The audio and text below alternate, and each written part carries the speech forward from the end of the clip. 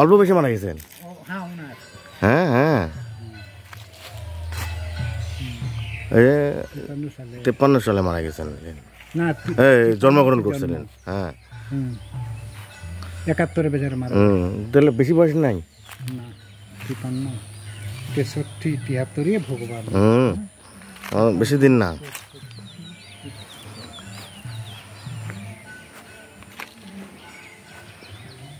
বিশিষ্ট হামিদুর রহমানের এখানেই শত্রুর গুলিতে নিহত হন। পরবর্তীতে ভারতে ওনার লাশ নিয়ে যাওয়া হয়, ওখানেই দাফন করা হয় এবং বাংলাদেশ স্বাধীন হওয়ার পরে সেই মাটি নিয়ে এসে আমাদের বুদ্ধিজীবী গোরস্থানে দাফন করা হয়।